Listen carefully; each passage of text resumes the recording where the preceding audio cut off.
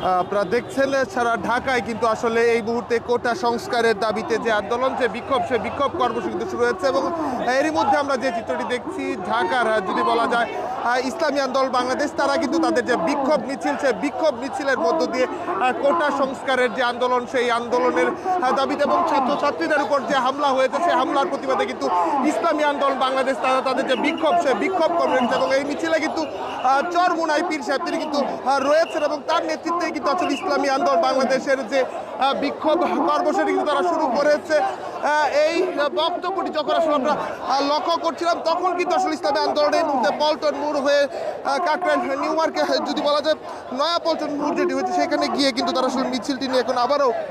পল্টনের দিকে তারা কিন্তু এগিয়ে যাচ্ছে। দর্শক সরাসরি দেখছেন, একদিকে যখন সারা ঢাকায় কিন্তু শিক্ষার্থী পুলিশ রণক্ষেত্রে পরিণত হচ্ছে, তখন কিন্তু ইসলামী আন্দোলন বাংলাদেশ তারাও কিন্তু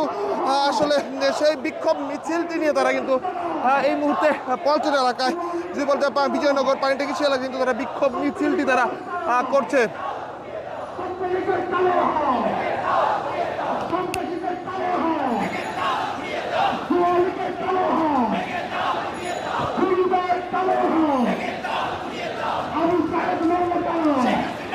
আপনারা দেখছিলেন সেখানে কিন্তু আসলে আবারও ইসলামী আন্দোলন বাংলাদেশ যারা যারা রয়েছে, তারা কিন্তু তাদের যে অবস্থান, সেই অবস্থান ব্যক্ত করে করে কিন্তু তাদের যে স্লোগান, সেই স্লোগানটা তারা কিন্তু আসলে গিয়েছে ইসলামী আন্দোলন।